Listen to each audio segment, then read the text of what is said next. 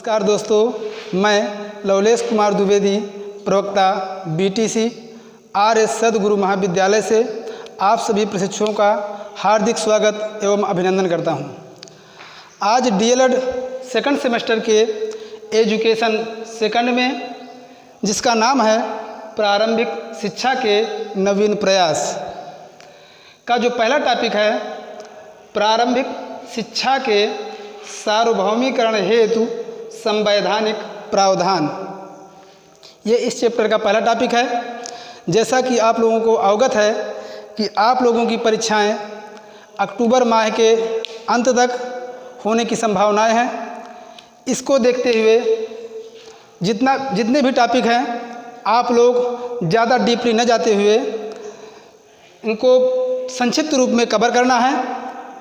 तो आइए आज चर्चा कर रहे हैं जो पहला टॉपिक है प्रारंभिक शिक्षा के सार्वभौमिकरण हेतु संवैधानिक प्रावधान।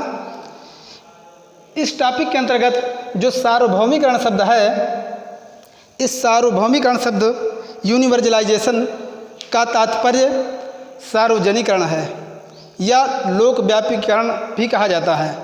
अर्थात प्राथमिक शिक्षा आम जन तक पहुंचाने का जो कार्य किया गया, संवैधानिक प्रावधान उसके अंतर्गत कौन कौन से हैं जो आप लोगों के सिलेबस के अंतर्गत हैं। नंबर 1 में आपके फर्स्ट टॉपिक में संविधान का अनुच्छेद 21A है। अनुच्छेद 21A ये प्राविधान करता है, चूँकि इसमें मूल रूप से अगर देखा जाए तो संविधान जब आपका लागू हुआ 26 जनवरी 1950 को, उसमें अनुच्छेद 45 में इस बात का वर्णन किया गया है कि राज्य संविधान लागू होने के 10 वर्ष के अंदर ही 10 वर्ष के अंतर्गत ही 6 से 14 वर्ष के सभी बालकों को निःशुल्क एवं अनिवार्य शिक्षा उपलब्ध कराने का प्रयास करेगा। ये वर्णन संविधान के अनुच्छेद 45 में वर्णन किया गया है।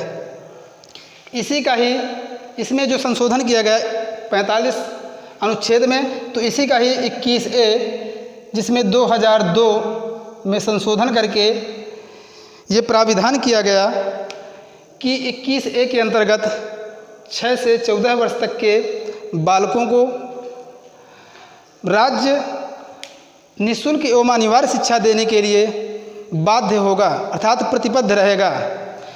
जबकि अनुच्छेद 45 में इस बात के लिए राज्य को प्रयास करने के लिए कहा गया था, और अनुच्छेद 21A में जो संशोधन किया गया, इसमें राज्य को अनिवार्य कर दिया गया कि 6 से 14 वर्ष तक के बालक का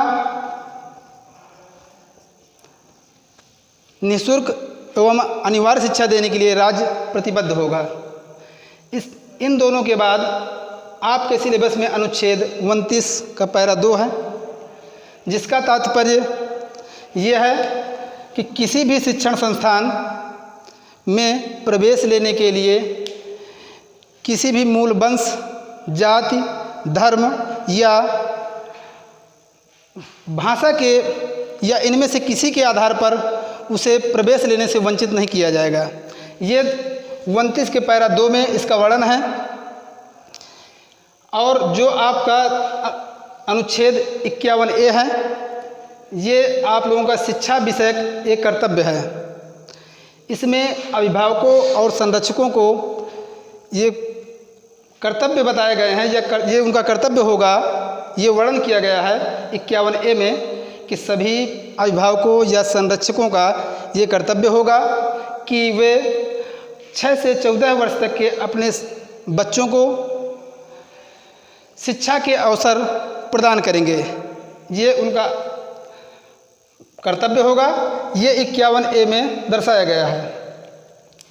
इसके पश्चात आप लोगों के सिलेबस में ही जो पहला टॉपिक आपका चल रहा है, उसी के अंतर्गत शिक्षा का अधिकार अधिनियम 2009 दिया गया है। चूँकि आप लोगों ने पढ़ा धारा 45 में 6 से 14 वर्ष तक के बच्चों को निःशुल्क एवं अनिवार्य शिक्षा देने का जो प्रावधान किया गया था कि सरकार इसमें 10 वर्षों के अंदर प्रयास करेगा, तो 1950 में हमारे देश में संविधान लागू हुआ और 1960 तक इसमें ज़्यादा परिणाम सामने नहीं आया, अर्थात जितनी अपेक्षा की जाती है अपेक्षा से कम परिणाम सामने आया। फिर तत्पश्चात 21A/2002 में जोड़ा गया, राज्य को बाध्य किया गया 6 से 14 वर्ष तक के बच्चों के लिए अनिवार्य एवं निःशुल्क शिक्षा देने के लिए राज्य को जब बाध्य किया गया, उसके पश्चात 2009 में जो एक शिक्षा का अधिकार अधिनियम 2009 बना, इसमें भी 6 से 14 वर्ष तक के बच्चों के लिए सरकार ने एक बहुत ही व्यापक पैमाने पर